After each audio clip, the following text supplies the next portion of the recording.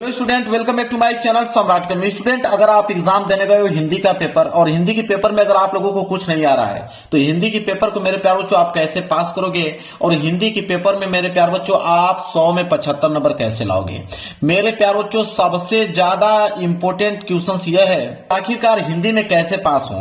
मेरे प्यार बच्चों हर साल वीडियो बनाता हूं जिनकी तैयारी नहीं हो पाई और एग्जाम देने वाले हैं तो मेरे प्यार बच्चों उनके पास इस वीडियो को आप किसी न किसी तरह उनके पास पहुंचा दीजिए क्योंकि मेरे इस वीडियो को देखने के बाद वो कभी भी हिंदी में फेल नहीं हो सकता है। कोई भी बच्चा अगर एक बार वीडियो अगर देख लेगा और हिंदी में उसको कुछ नहीं आता है तो हिंदी में कम से कम मेरे प्यारों वो 100 में कम से कम 70 या 75 नंबर स्कोर करके आने वाला है।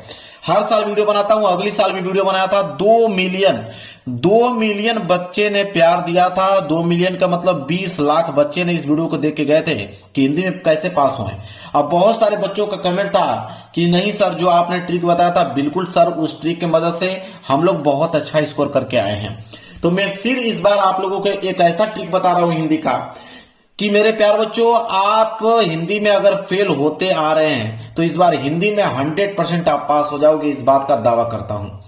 2026 का मेरे पास पेपर है, इस पेपर को मैं खुद सॉल्व करके दिखाने वाला हूं। मेरे पास सिर्फ एक पेपर है और बोर्ड एग्जाम की कॉपी है और मेरे पास सिर्फ 2 पेन है और इसी के 2 पेनों की मदद से मैं पूरा का पूरा इस पेपर को सॉल्व करके दिखा दूंगा बिना कुछ याद किए। तो जिनको हिंदी में तैयारी कुछ नहीं हो पाई है, जो कि हिंदी में 0% तैयारी किए हुए हैं, तो मेरे प्यारों को उनके पास इस वीडियो को जरूर शेयर कर देना, आपसे रिक्वेस्ट करता हूं ताकि वो हिंदी में पास हो पाए। देखिए मेरे प्यारे बच्चों इसको मैं साइड करता हूं, कुछ चीजें आप लोगों को बताता हूं। देखिए हिंदी के पेपर में 2 कैटेगरी के प्रश्न बनते हैं। हिंदी की अगर हम बात करें तो हिंदी के पेपर में 2 कैटेगरी के प्रश्न बनते हैं। वो 2 कैटेगरी कौन कौन से हैं? देखिए एक होता है आपका सब्जेक्टिव, एक होता है आपका ऑब्जेक्टिव। एक आपका ऑब्जेक्टिव क्वेश्चन बनता है और एक बनता है आपका सब्जेक्टिव प्रश्न।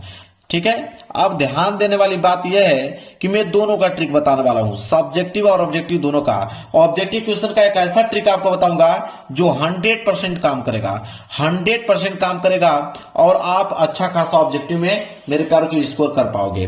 अब ऑब्जेक्टिव का ट्रिक आप समझिए, ठीक है, मैं जेन्युइन ट्रिक आप लोगों को बताने वाला हूं। ठीक है, आप मेरे प्यारों बच्चों इसको अप्लाई करके देख लीजिएगा, आपका मेरे प्यारे बच्चों 90% ऑब्जेक्टिव क्वेश्चन बिल्कुल सही होकर आएंगे। देखिए पहला क्या कहता है ट्रिक, पहला ट्रिक ये कहता है कि देखिए ऑब्जेक्टिव क्वेश्चन में 4 ऑप्शन दिए होते हैं, ऑप्शन ए, ऑप्शन बी और ऑप्शन सी और ऑप्शन डी। 4 ऑप्शन होते हैं ऑब्जेक्टिव क्वेश्चन में। पहला देखिए अगर इन चारों ऑप्शनों में से कोई भी ऑप्शन अगर आपको ए और बी दिखा, कोई भी ऑप्शन अगर आपको ए और बी दिखा तो मेरे प्यार बच्चों उस पे ही आपको क्लिक करके आना है। इस बात को 100% मान लो, अगर चारों ऑप्शनों में से कोई भी ऑप्शन अगर आपको ए और बी दिखा तो आपको उस पे ही क्लिक करके आना है। इसके बाद दूसरा नियम यह कहता है कि अगर इन चारों ऑप्शनों में से अगर कहीं पे भी दिखे कि इनमें से सभी अगर चारों ऑप्शनों में से कहीं पे भी दिखे तो मेरे प्यार बच्चों आपको उसी पे क्लिक करके आना है, इनमें से सभी वाले ऑप्शन पे। 100% वो ऑप्शन आप लोगों का बिल्कुल सही होगा। इसके बाद तीसरा ट्रिक ये कहता है कि अगर चारों ऑप्शनों में से अगर कोई ऑप्शन ये आ जाए कि इनमें से कोई नहीं, अगर कोई ऑप्शन ये आ जाए कि इनमें से कोई नहीं, तब क्या करोगे तो आप इसी वाले ऑप्शन पे क्लिक करके आओगे कि इनमें से कोई नहीं। तो 4 ऑप्शन में से कोई भी ऑप्शन इन तीनों में से दिखे, ए और बी देखेगा तो इसको मारिएगा, इनमें से सभी देखेगा तो इसको कीजिएगा, इनमें से कोई नहीं दिखेगा तो ये वाला कीजिएगा। 3 ट्रिक मैंने आप लोगों को बता दिया। और चौथा ट्रिक जो कि सब में कॉमन होता है कि अगर चारों ऑप्शन अलग आए, चारों ऑप्शन अलग आए, अगर चारों ऑप्शन अलग आएगा तब क्या करेंगे? अगर मान लीजिए कि 4 ऑप्शन में से इन तीनों में से कोई ना दिया रहे, चारों के चारों आंसर जो है उसके अलग हो, तब कौन सा ऑप्शन क्लिक करके आएंगे? तो मेरे प्यार बच्चों आपको या तो ऑप्शन ए या तो ऑप्शन सी, या तो ऑप्शन ए या तो ऑप्शन सी पे क्लिक करके आपको आना है। 90% मेरे प्यार बच्चों गारंटी है कि इन्हीं ऑप्शनों में से वो सही होगा, या तो ऑप्शन ए या तो ऑप्शन सी।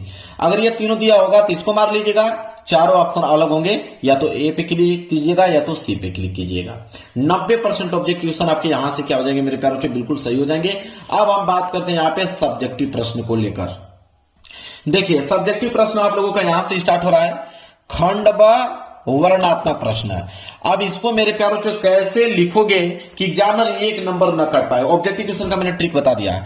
अब ये खंड ब वर्णात्मक प्रश्न है। देखिए ध्यान दीजिए, सबसे पहले क्या करोगे, सबसे पहले ऊपर आप यहां पे हेडिंग बनाओगे कि खंड ब, यहां पे हेडिंग आप बनाओगे खंड व, सिंगल इन्वर्टेड कॉमा के अंदर इसको क्लोज करोगे और स्केल लिए रहोगे और स्केल की सहायता से आप करोगे मेरे प्यारों चो अंडरलाइन। जो बता रहा हूं मेरे प्यारों चो कुछ भी याद करने के लिए नहीं बोलूंगा, पूरा का पूरा हिंदी पास करके दिखा दूंगा। खंड व आपने डाल दिया, एक लाइन का आप गैप छोड़िए, इसके बाद डालिए वर्णात्मक प्रश्न। ठीक है, वर्णात्मक प्रश्न था तो आप डालेंगे वर्णात्मक प्रश्न, वर्णात्मक प्रश्न। जितना हो सके अपनी राइटिंग जो है बेहद अच्छा करके लिखिएगा। वर्णात्मक प्रश्न लिखने के बाद इसके नीचे भी आपको क्या करना है, अंडरलाइनिंग कर देना है। तो खंड व वर्णात्मक प्रश्न कर दिया आपने। इसके बाद देखिए प्रश्न आप स्टार्ट कीजिए हल करना।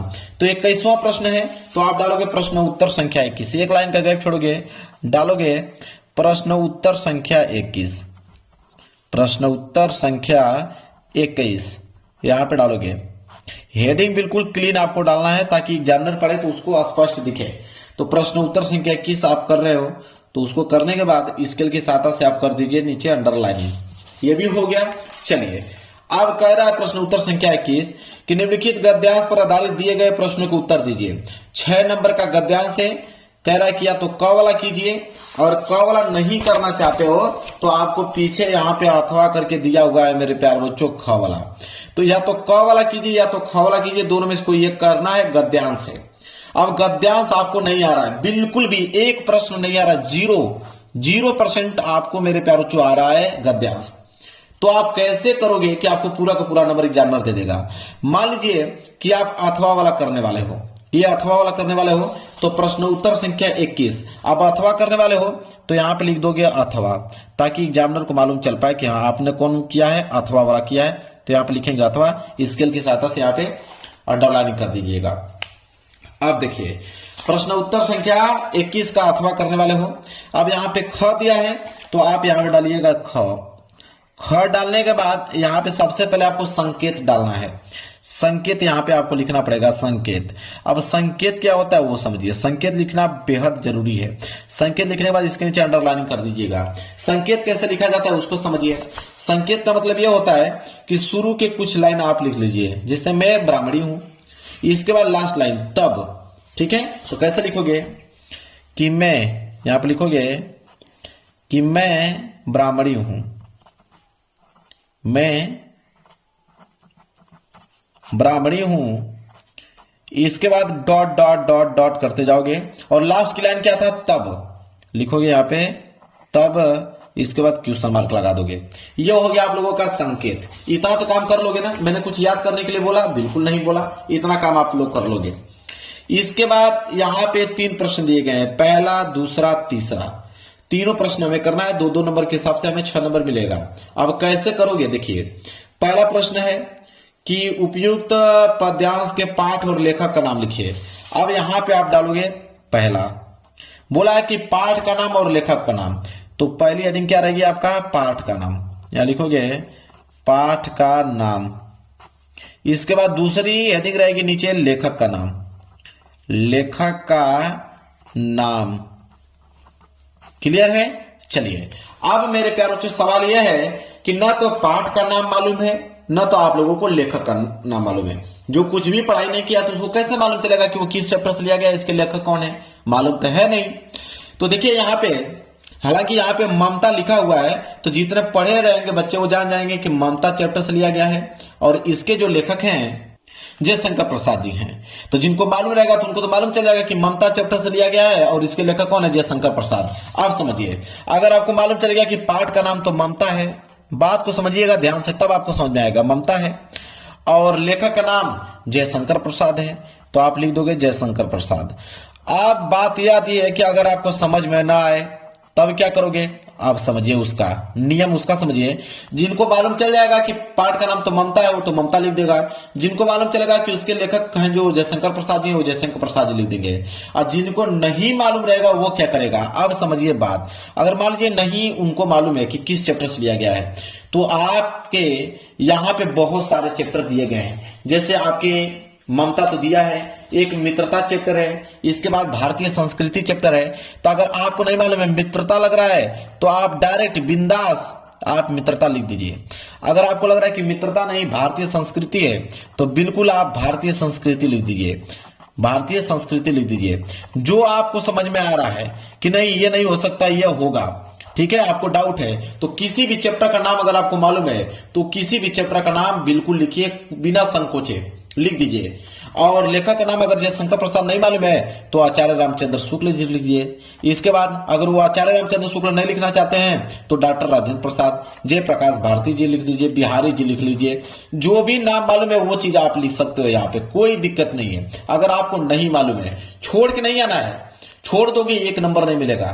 पाठ का नाम कुछ भी लिखो, लेखक का नाम कुछ भी लिखो। अगर आपको मालूम है तो बिल्कुल करेक्ट लिखिए, और नहीं मालूम है कुछ भी लिखिए। इतना आपको पहला प्रश्न यहाँ पे कंप्लीट हो गया। एक लाइन का गैप छोड़ेंगे, डालेंगे दूसरा प्रश्न। देखिए दूसरा प्रश्न क्या कह रहा है कि गद्यांश के रेखांकित अंश की व्याख्या कीजिए।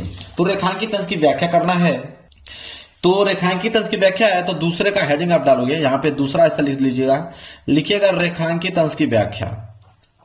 रेखांकित अंश की व्याख्या, ये हेडिंग आप डालोगे, रेखांकित अंश की व्याख्या। मैं थोड़ा जल्दी जल्दी लिख रहा हूं, आप लोग आराम से और राइटिंग को काफी खूबसूरत करके लिखिएगा। और इसके नीचे आप स्केल की सहायता से क्या कर दीजिएगा, अंडरलाइनिंग कर दीजिएगा ताकि दिखने में अच्छा लगे। तो रेखांकित अंश की व्याख्या आपने हेडिंग डाल दिया।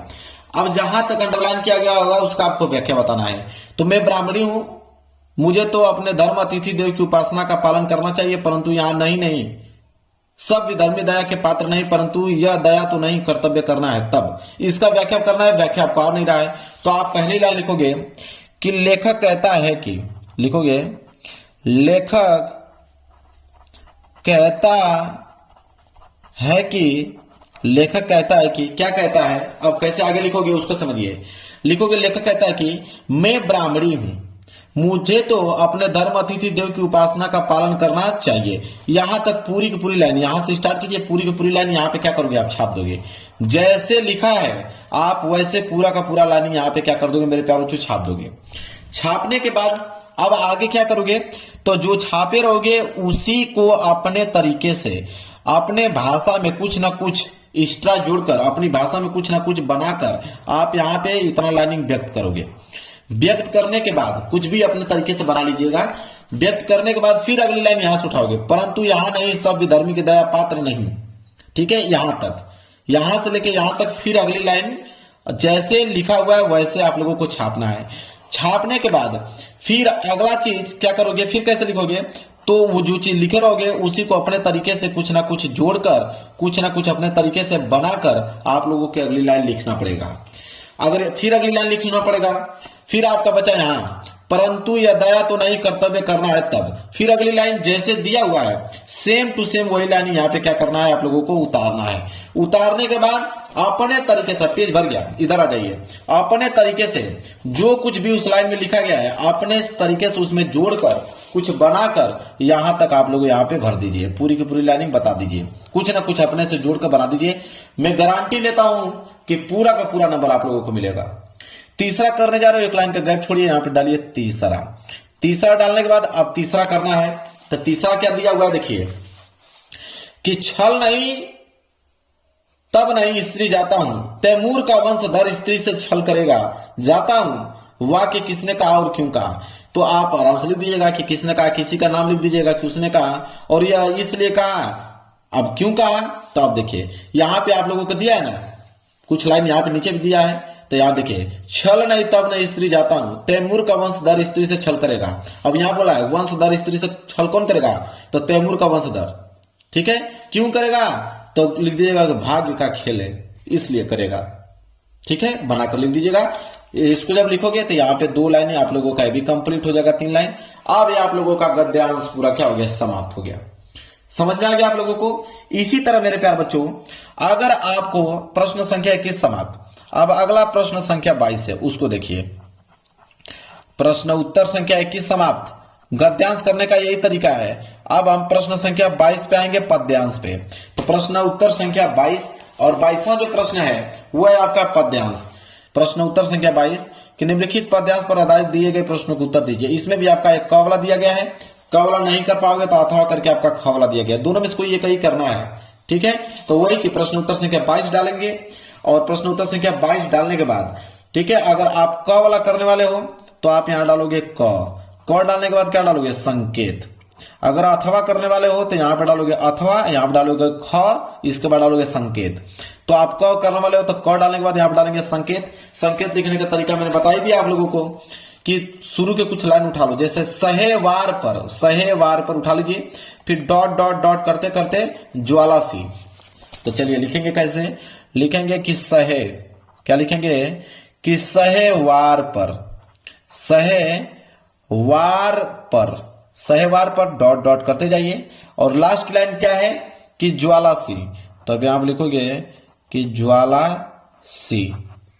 क्लियर है, ये हो गया आप लोगों का संकेत। संकेत लिखने के बाद इसके नीचे भी 3 प्रश्न दिए गए हैं, पहला, दूसरा, तीसरा। बोला है कि उपयुक्त पद्यांश का संदर्भ लिखिए। संदर्भ लिखने का तरीका क्या होता है उसको समझिए। पहला वाला प्रश्न है संदर्भ बोला है, तो आप लिखोगे यहाँ पे संदर्भ। संदर्भ कैसे लिखा जाता है उसको समझिए। लिखोगे यह आपका पद है, पद्यांश है, तो लिखोगे प्रस्तुत पद्यांश। कैसे लिखोगे उसको सीख लो। प्रस्तुत पद्यांश हमारी पाठ्य पुस्तक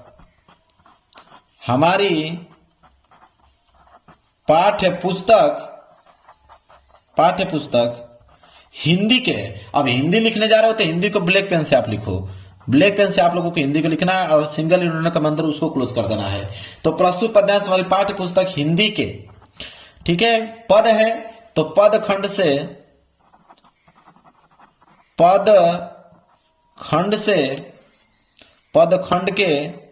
पदखंड के लिखिएगा, पदखंड के।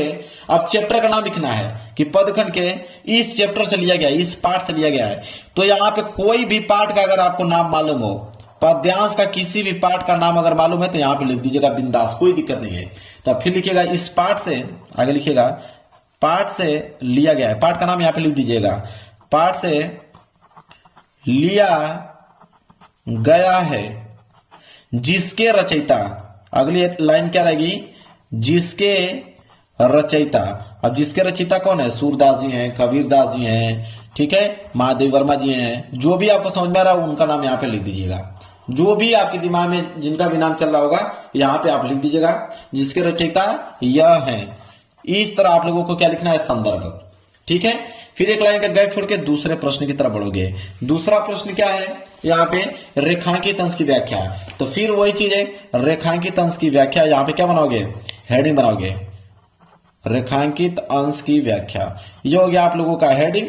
हेडिंग बनाने के बाद मेरे प्यारे बच्चों वही चीज, वहां पे लेखक कह रहा था, यहाँ पे कवि कह रहा है, तो लिखेगा कवि कहता है कि, कवि कहता है कि, क्या कहता है, और जो चीज मैं जो ट्रिक उसमें बताया वही ट्रिक फॉलो करना है आप लोगों को, ठीक है। क्या कह रहा है कि जहां तक अंडरलाइन किया गया है, एक लाइन लिखिएगा, उसको अपने तरीके से कुछ आगे बना लीजिएगा, फिर ये लाइन जैसे वैसे लिखिएगा और इसी को अपने तरीके से कुछ भाषा में अपने तरीके से बना लीजिएगा। फिर अगली लाइन ले लिखिएगा, फिर उसके आगे कुछ ना कुछ इसके बारे में अपना बढ़ा चढ़ाकर कुछ ना कुछ लिख दीजिएगा। फिर ये लाइन लिखिएगा और इसके बारे में कुछ ना कुछ बढ़ा चढ़ाकर लिख दीजिएगा। हो गया भाई रेखांकित अंश की व्याख्या। तीसरा भी प्रश्न है कि उपयुक्त पद्यांश में किसकी वीरता का वर्णन किया गया है, तो आप इसमें लिख दीजिएगा कि मानव वीर का वर्णन किया गया है, ठीक है। इस तरह इसी पैसेज में से आप लोग लिख दोगे। तो समझ में आ गया, ये भी तीनों प्रश्न है, प्रश्न 21, प्रश्न 22 दोनों मैंने यहाँ पे क्या कर दिया, समाप्त कर दिया। इसी तरह मेरे प्यारों जो प्रश्न संख्या 23 है कि निम्नलिखित संस्कृत गद्य अवतरणों में से किसी एक अवतरण का संदर्भ सहित हिंदी में अनुवाद कीजिए। अब ये संस्कृत का गद्यांश आ गया। अभी हमने हिंदी का गद्यांश और पद्यांश देखा, अब ये संस्कृत का गद्यांश पद्यांश है। यह 5 नंबर के लिए आता है। यहाँ पे संदर्भ और यहाँ पे हिंदी अनुवाद लिखा जाता है, तो यहाँ पे संदर्भ लिख दीजिएगा, ठीक है, संदर्भ। अब देखिए संस्कृत का गद्यांश का संदर्भ लिखने का तरीका क्या है उसको समझिए। चलिए प्रश्न उत्तर संख्या 23 है, तो वही काम कीजिएगा जो चीज मैं आपको बता रहा हूं। सबसे पहले आप क्या डालोगे, हेडिंग डालोगे, प्रश्न उत्तर संख्या 23, प्रश्न उत्तर संख्या 23 है तो आप डालोगे प्रश्न उत्तर संख्या 23। इसके नीचे अंडरलाइन कर दीजिएगा। इसके बाद इसमें भी आपका दिया है क और ख, कि आप क करने वाले हो कि ख। तो अगर आप क करने वाले हो तो आप लिखिएगा यहाँ पे क, और क लिखने के बाद यहाँ पे क्या लिखेंगे, संकेत। संकेत लिखने का तरीका मैंने बता दिया एक बार, उसी तरह आप लोग संकेत लिख दीजिएगा। संकेत लिखने के बाद दो ही चीज इसमें लिखना होता है, एक आपका संदर्भ, इसके बाद हिंदी अनुवाद। तो पहले नहीं डालिएगा यहाँ पे संदर्भ, संदर्भ नहीं डालने के बाद एक होता है हिंदी अनुवाद। तो पहले संदर्भ लिखिए, संदर्भ पे 2 नंबर मिलेगा। तो संदर्भ लिखने का तरीका क्या है, लिखोगे प्रस्तुत गद्यांश हमारी पाठ्य पुस्तक, लिखोगे कि प्रस्तुत गद्यांश हमारी पाठ्य पुस्तक, प्रस्तुत गद्यांश हमारी पाठ्य पुस्तक।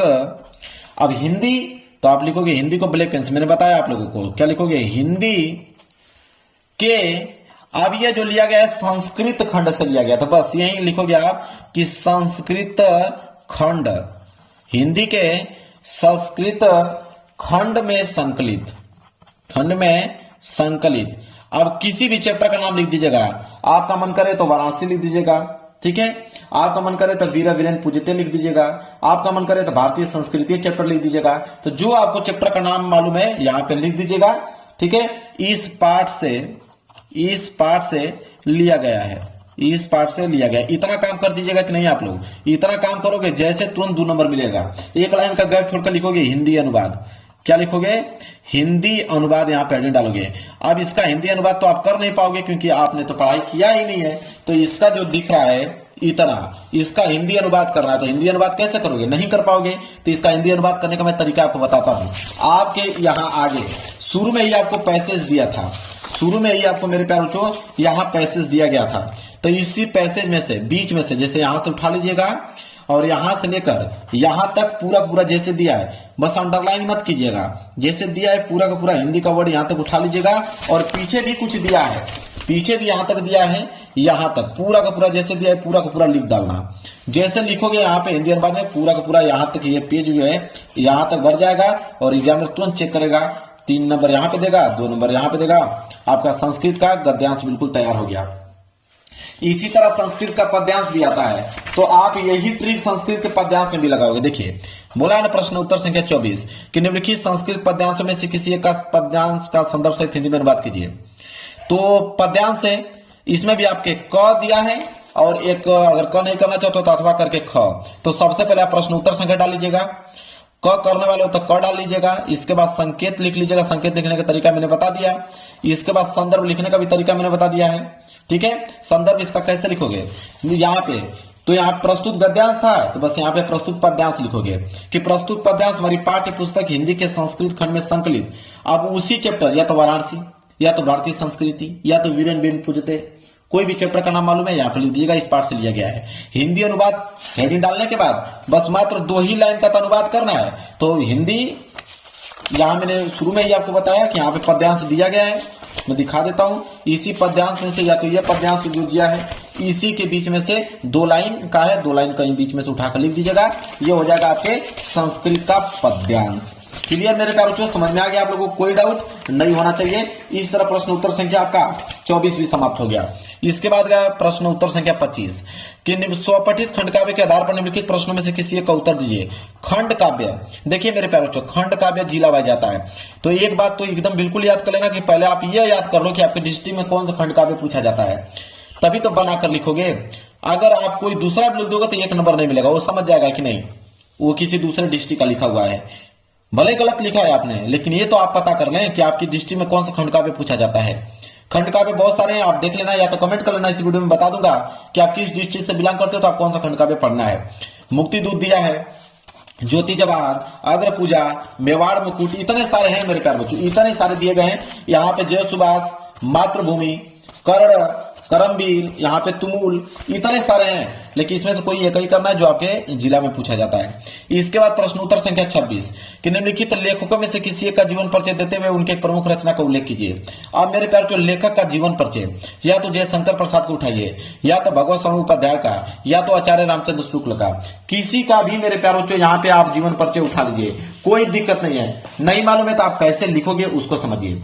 अगर मान लीजिए आपका मन कर रहा है जयशंकर प्रसाद जी का जीवन परिचय लिखने का, तो आप सबसे पहले क्या लिखोगे कि जयशंकर प्रसाद का जन्म। अब जन्म तो मालूम नहीं है, ठीक है, कि किस सन में हुआ है, तो याद रख कोई भी सन लिखिएगा 1800 से स्टार्ट होना चाहिए।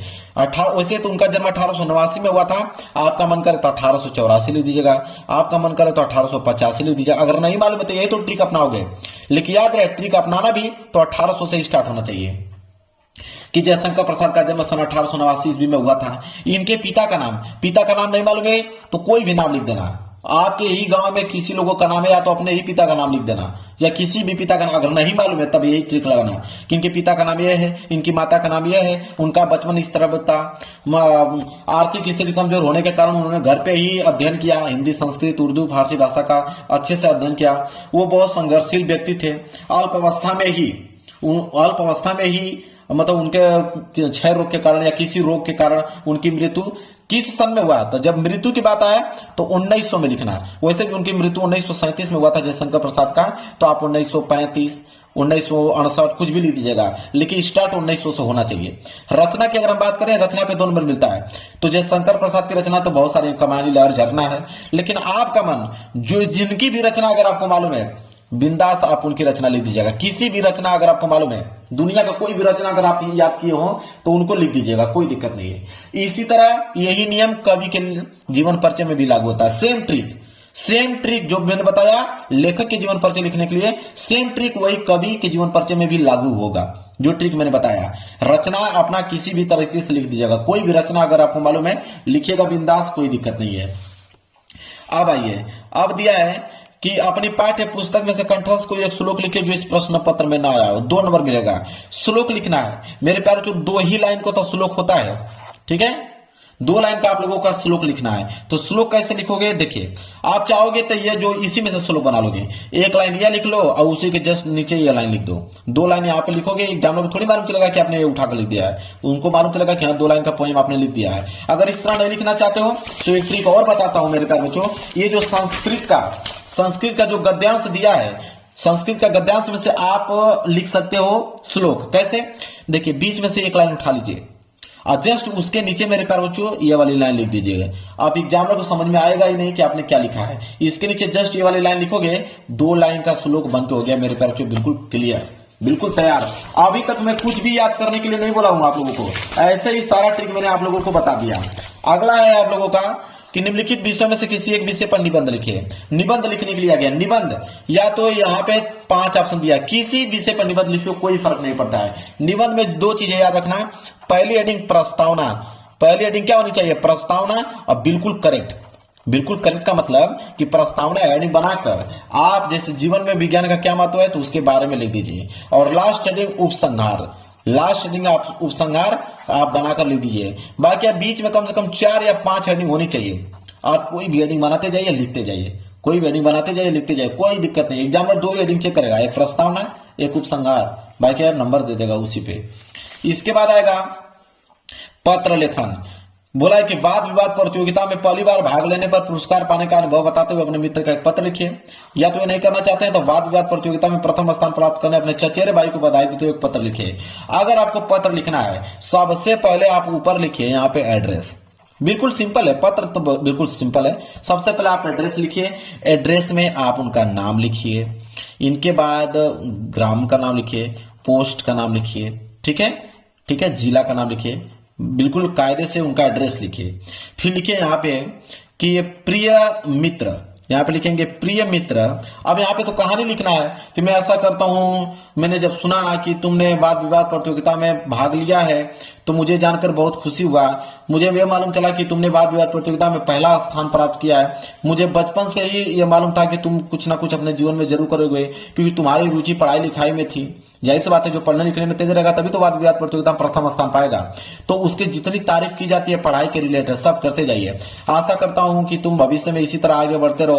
और बताओ घर पे सभी लोग अच्छे हैं, चाचा चाची को मेरा प्रणाम कहना, ठीक है। बस इतना लिखने के बाद तुम्हारा मित्र या तुम्हारा भाई, यहाँ पे अपना नाम, तो नाम मत लिखिएगा आप, क ख ग ये लिखना है। अब लो पूरा का पूरा पेपर हो गया समाप्त। मैंने पूरा का पूरा पेपर कर दिया समाप्त बिना कुछ याद किए।